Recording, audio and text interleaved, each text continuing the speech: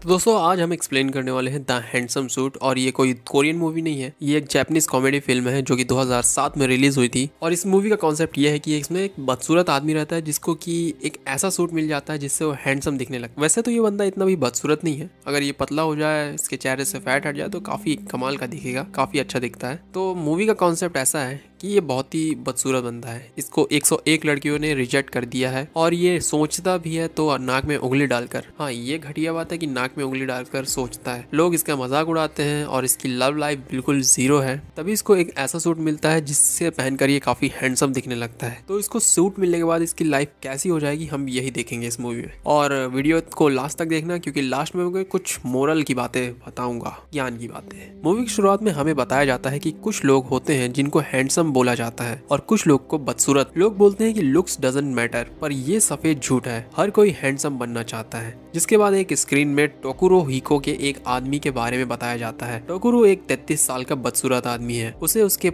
आसपास के लोग बुतारो बोलते हैं, जिसका मतलब फैट पिग होता है। उसके पेरेंट्स ने उसके जन्म होने के बाद ही डाइवोर्स ले लिया। उसकी मॉम एक छोटी सी कोकोरोया नाम की खाने की शॉप चलाती थी। उसकी मॉम कुछ साल पहले मर गई, जिसके बाद से अब वो वहाँ पर काम कर रहा है। वो खाना बहुत अच्छा बनाता है। जब भी वो कोई चीज सोचता है वो अपनी नाक में उंगली डाल लेता है। अब तक उसे 101 लड़कियों ने रिजेक्ट कर चुका है, जिसमें से 52 तो रोकर भाग गई। 25 ने उसे पीछा करने के लिए जेल भिजवा दिया। और जब भी वो चीखता है लड़कियां भागती हैं, जैसे कि कोई केमिकल अटैक हो गया हो। आपको इसकी बदसूरत जिंदगी कैसी लगी? उसके सामने वाला आदमी बोलता है बहुत अच्छा, मुझे ये आदमी हैंडसम सूट में चाहिए। जिसके बाद हम टोकुरो को वो देखते हैं। वो जब अपनी शॉप को ओपन करता है लोग आ जाते हैं और वो जगह पूरी भर जाती है। टोकुरो खाना बनाने लगता है। वहाँ पर सारे लोग उसे जानते हैं। सब लोग उसका खाना खाकर बहुत खुश होते हैं। टाकुरो एक आदमी को रोज फ्री में खाना देता है। तभी वहाँ पर एक आदमी बोलता है कि ये बहुत अच्छा आदमी है, अब इसे बस एक गर्लफ्रेंड की जरूरत है। जिसके बाद टाकुरो उदास हो जाता है और बोलता है कि मेरे जैसा आदमी कभी खुश नहीं हो सकता। तभी वहाँ पर हिरोको नाम की एक खूबसूरत लड़की आती है। वो पूछती है कि क्या यहाँ पर जॉब अभी भी अवेलेबल है? सारे लोग खड़े हो जाते हैं और बोलते हैं हाँ, तुम्हें हायर किया जाता है। जिसके बाद वहाँ पर टाकुरो आता है। एक आदमी टाकुरो को बोलता है कि ये तुम्हारे लिए अच्छा मौका है। जिसके बाद टाकुरो अपनी नाक में उंगली डालकर सोचने लगता है। टाकुरो सोचता है कि कहीं इसको मेरे जैसे बदसूरत आदमी के साथ काम करने में शर्म ना आए। जिसके बाद वो उसे मना कर देता है और तभी एक मक्खी टाकुरो के नाक में घुस जाती है, जिससे टाकुरो केमिकल अटैक वाला छींक मारता है। पर वह लड़की वहीं खड़ी रहती है और नहीं भागती। जिसके बाद वो लड़की उसे रुमाल भी देती है। इसके बाद टाकुरो बोलता है कि ठीक है, जॉब तुम्हारी हुई। अगले दिन से हीरो को वहाँ पर काम करने लगती है। हीरो को टाकुरो को खाने के ऑर्डर के लिए बोलती है और फिर टाकुरो सोचने लगता है आज उसने मुझे 4 बार देखा है। वो नाक में उंगली डालकर सोचता रहता है कि ये तो प्यार है और खाना डिलीवर करने जाता है। शॉप में हीरो को वहाँ पर काम करने वाले योनिन से पूछती है कि सभी चीजों का प्राइस इतना कम क्यों हो गया है। योनिन बताता है कि टाकुरो ने अपनी मॉम के मरने के बाद से प्राइस नहीं बढ़ाया। योनिन उसे पूछता है कि तुम यहाँ क्यों काम कर रही हो। जिसके बाद हीरो को उसे बताती है कि बहुत समय पहले मैं और मेरे डैड इसी दुकान में आए थे और किसी एक आदमी ने खाना खाकर पैसा नहीं दिया था। वो भागने की कोशिश कर रहा था। मेरे डैड ने उसे पकड़ लिया था। जिसके बाद मेरे डैड उसे मारने वाले थे। जिसके बाद टाकुरो वहाँ आया और उसने बोल दिया कि कोई बात नहीं, मैं उधार में लिख लेता हूँ, और उस आदमी को जाने दिया। योनिन बोलता है हाँ, वो एक अच्छा आदमी है। टाकुरो अपने दोस्त शिनसुके और हेसेई के पास पहुंचता है। टाकुरो पूछता है कि क्या मैं बदसूरत दिखता हूँ? दोनों बोलते हैं हाँ। शिनसुके उसे हौसला देता है और बोलता है कि मुझे देखो, मैं व्हील चेयर में हूँ, फिर भी हंसाई मेरे साथ है और तुम्हें जो दिल में लगता है वो तुम्हें बोल देना चाहिए। चलो हम इंतजाम करते हैं। जिसके बाद वो दोनों और कोकोरेया खाना खाने वाले सभी लोग आकर उसको हौसला देने लगते हैं और उससे गिव अप न करने के लिए बोलते हैं। हेंसेई उसे बोलता है कि तुम हीरो को हमारी शादी में लेकर आना। जिसके बाद टाकुरो पार्क में बच्चों के झूले में बैठा होता है और तभी उसके पास एक आदमी आता है और उसे बोलता है कि क्या तुम अपनी बदसूरती से परेशान हो?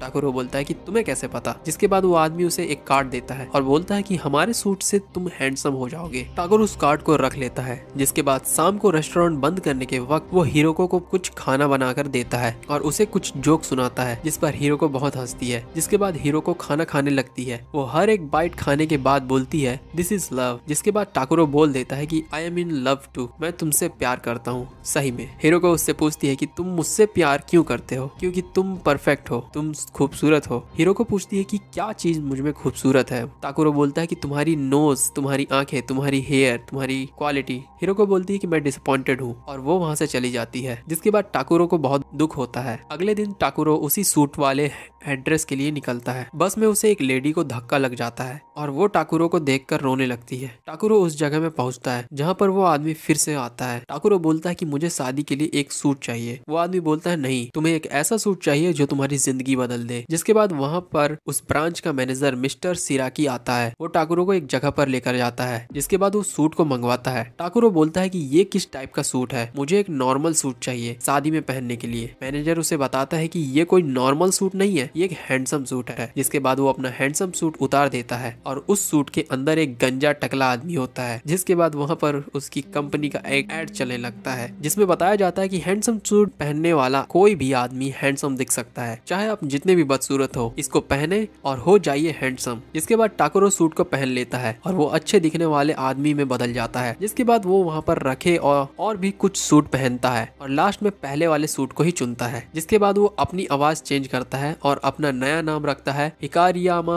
अनिन। जिसके बाद मैनेजर उसे बोलता है सूट को तुम रख लो, बस याद रखना कि ये एक प्रोटोटाइप है, तो इसे पानी में मत ले जाना और हाँ, किसी को बताना मत। जिसके बाद हिकारियामा सूट पहनकर वहाँ से जाने लगता है। वो बस पकड़ता है और इस बार फिर से उसको लेडी को धक्का लग जाता है, पर इस बार लेडी हिकारियामा को देखकर खुश हो जाती है और बस की सारी लड़कियां भी उसे देखकर खुश हो जाती हैं। उसको पता चलता है कि अब वो हैंडसम हो चुका है। रेस्टोरेंट में उसके एक बार बुलाने पर वेट्रेस आ जाती है। कई सारी लड़कियां उसे लव लेटर देती हैं। टाकुरो खुशी में जा रहा होता है और तभी उसे एक आदमी मिलता है। वो पूछता है कि क्या तुम एक मॉडल हो? जिसके बाद वो आदमी उसे मॉडलिंग करने के लिए बोलता है। जिसके बाद वो फिर से टाकुरो बनकर अपनी शॉप में काम कर रहा होता है और अपने पूरे दिन के बारे में सोच रहा होता है। जिसके बाद उसकी शॉप पर एक मोटी सी लड़की आती है और वो पूछती है कि क्या यहाँ पर जॉब अवेलेबल है। वहाँ के खाना खाने वाले लोग बोल देते हैं कि जॉब नहीं है। टाकुरो आता है, उसको एक आदमी बोलता है कि तुम हिरोको को किसी क्यूट लड़की से रिप्लेस करो, इसे मत रखो। टाकुरो बोलता है कि लुक्स डजंट मैटर और वो उसे काम पर रख लेता है। उस लड़की का नाम मोटियो रहता है। जिसके बाद टाकुरो अगले दिन फिर से हैंडसम सूट को पहनता है और मॉडलिंग वाली जगह पहुंच जाता है। डायरेक्टर उसे पोज करने का बोलता है। हिकारियामा बोलता है कि मुझे पोज करना नहीं आता। डायरेक्टर बोलता है कि तुम्हें जो आता है वो करो। उसकी बहुत सी फोटो खींची जाती है। तभी वहाँ पर रायका आती है जो कि एक बड़ी मॉडल रहती है। डायरेक्टर रायका को हिकारियामा से मिलाता है। रायका उससे पूछती है कि तुम इस बिजनेस में क्यों आए। हिकारियामा बोलता है ये मजेदार लगा। जिसके बाद रायका उसे बोलती है तब तो तुम छोड़कर चले जाओ। जिसके बाद हिकारियामा वहाँ से जाने लगता है। हिकारियामा उसे बोलता है कि तुम्हें थोड़ा मुस्कुराना चाहिए। वहाँ पर एक आदमी बोलता है कि रायका कभी नहीं मुस्कुराती। जिसके बाद हिकारियामा वहाँ पर अपने कुछ जोक करने लगता है। जिसके बाद रायका बहुत हंसती है और उसे रुकने के लिए बोलती है। वहाँ से जाते वक्त उसे अपने घर पर खाने के लिए इनवाइट करती है और बताती है कि वहाँ पर मेरे कुछ दोस्त भी रहेंगे। उसके घर पर हैइस और शिनसुके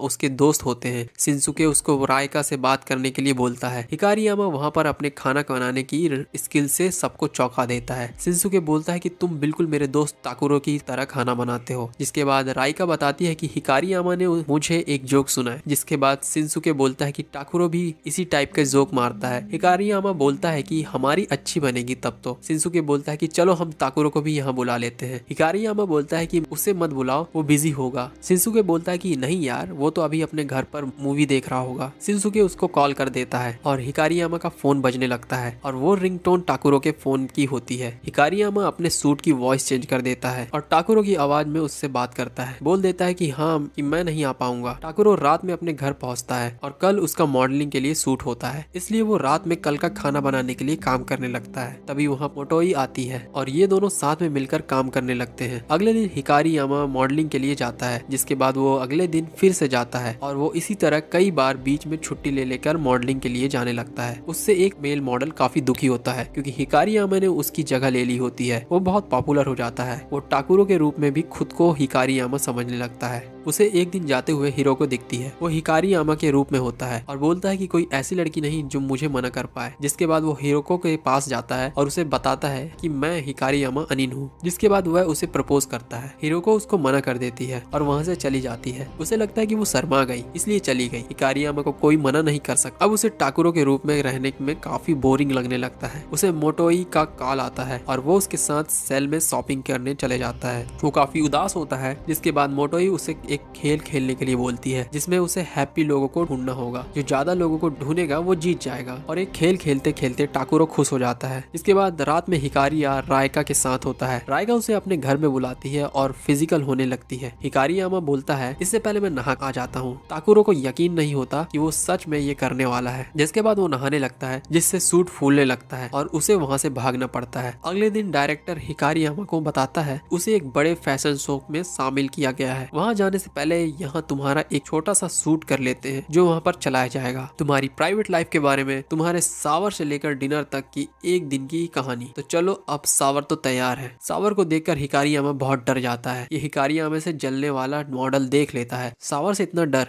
आखिर ये क्या छुपा रहा है। अगले दिन हिकारियामा का बर्थडे होता है और वहाँ पर बहुत सारे लोग आते हैं। वो मॉडल तय करता है कि मैं इसका पर्दाफाश करके रहूंगा। वो 2 कप चाय लेकर हिकारियामा के पास जाता है और गलती से उसके ऊपर गिरा देता है, पर तभी वहाँ लाइट बंद हो जाती है। हिकारियामा के लिए अंधेरे से केक आता है, पर जैसे ही लाइट ऑन होती है वहाँ हिकारियामा नहीं होता, वो भाग गया होता है। टाकुरो फिर से उसी सूट वाले एड्रेस पर जाता है और वहाँ के मैनेजर से एक नए सूट के लिए बोलता है जो कि गर्म पानी को भी सह सके। मैनेजर उसे नया सूट दिखाता है और बोलता है कि ये परफेक्ट हैंडसम सूट है जो कि गर्म पानी में सह सकता है, पर इसे पहनने से पहले तुम्हें एक फैसला करना होगा। इसे पहनने के बाद तुम हमेशा के लिए हिकारियामा बन जाओगे, तुम दोबारा टाकुरो नहीं बन पाओगे। टाकुरो रोड पे हिकारियामा की होल्डिंग देख रहा होता है। वहाँ पर 2 लड़कियां भी होती हैं। वो बोलती है कि वाह हिकारियामा क्या दिखता है। जिसके बाद वह लड़कियां टाकुरो को यक करके चली जाती हैं। टाकुरो बस से जा रहा होता है और उससे फिर से एक लड़की को धक्का लगता है। जिसके बाद वो लड़की बोलती है इसने मुझे जानबूझकर धक्का दिया और छूने की कोशिश की। सारे बस के लोग उस पर अपना गुस्सा उतार देते हैं। टाकुरो बोलता है कि अगर मैं हैंडसम होता तो क्या तुम मेरे साथ ये करते। जिसके बाद वो लोग उसे मारते हैं और पुलिस को दे देते हैं। शिनसुके योनिन उसे छुड़ाते हैं। वो शॉप आता है, वहाँ पर मोटोई होती है। वो बोलती है कि मुझे पता है कि तुमने जानबूझकर धक्का ना दिया होगा, कोई गलत फैमिली रही होगी। टाकुरो बोलता है कि तुम बहुत अच्छी हो, उन्होंने मुझे मना किया था, पर मैं तुम्हें बता देता हूँ मैं 2 मुँहा इंसान हूँ। तुम खूबसूरत बनना चाहती हो, तुम्हें कोई बदसूरत नहीं कहेगा, तुम अपनी नई जिंदगी जी सकती हो। मोटोई बोलती है कि टाकुरो बने रहने में क्या बुराई है, कोई और बनकर जीना जो तुम नहीं हो, क्या तुम्हें ऐसी लाइफ चाहोगे। टाकुरो बोलता है हाँ। जिसके बाद मोटोई वहाँ से चली जाती है। थोड़ी देर बाद वहाँ पर हिरोको आती है। वो अचानक से जॉब छोड़ने के लिए माफी मांगती है। टाकुरो बोलता है कि मेरे जैसे बदसूरत के साथ तुम क्यों रहना चाहोगी, मेरी ही गलती है। तुम्हें तो वह मॉडल हिकारियामा एनिन पसंद होगा, वो मेरा दोस्त है, मैं तुम्हें उससे मिलवा दूंगा, वो तुम्हारे लिए अच्छा रहेगा। जिसके बाद हिरोको रोते हुए वहाँ से चली जाती है। जिसके बाद टाकुरो को अपने सामने हिकारियामा दिखता है। वो उससे बोलता है कि तुमने अपनी पूरी जिंदगी खुद से नफरत की, क्या तुम्हारे साथ कभी इतना अच्छा हुआ, क्या तुम्हें कभी इतनी खुशी मिली। अगर तुम्हें पूरी जिंदगी के लिए यही खुशी चाहिए तो तुम्हें कुछ पाने के लिए कुछ खोना होगा। अगला दिन फैशन शो वाला दिन होता है और टाकुरो अपने शॉप पर नहीं आया होता है। वहाँ पर बस एक अलविदा लेटर होता है। मोटोई बोलती है कि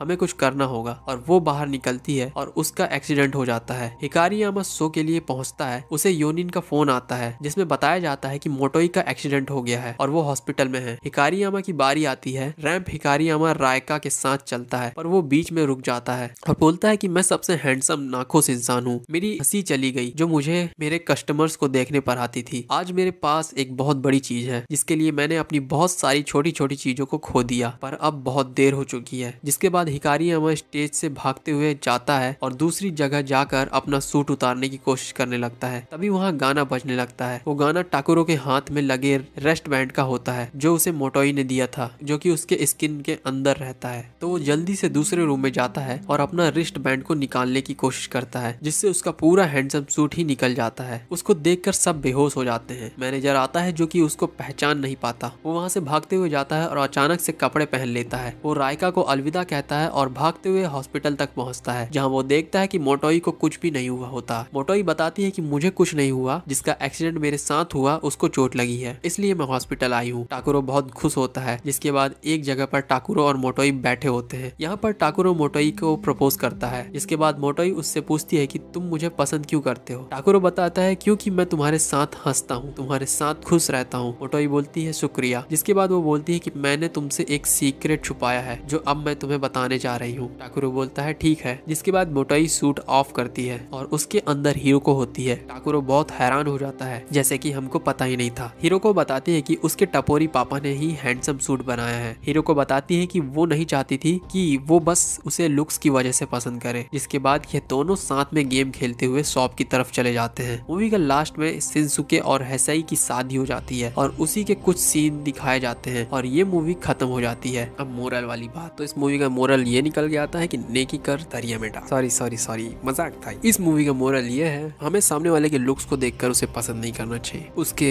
एटीट्यूड, उसकी सोच, उसके नेचर को देख के उसे पसंद करना चाहिए, उसकी खूबियों को एडमायर करना चाहिए, ना कि सिर्फ उसके लुक्स। हाँ, वो बात की बात है कि सामने वाला जब आपको पटाने की कोशिश करेगा तो आप सारी अच्छी चीजें दिखाने की कोशिश करेगा। मेरी बातों से एक और मोरल निकलता है, काम पर ध्यान दो। और इसी तरह की वीडियोस देखने के लिए आप हमारी प्लेलिस्ट चेक कर सकते हैं। मैं चलता हूँ।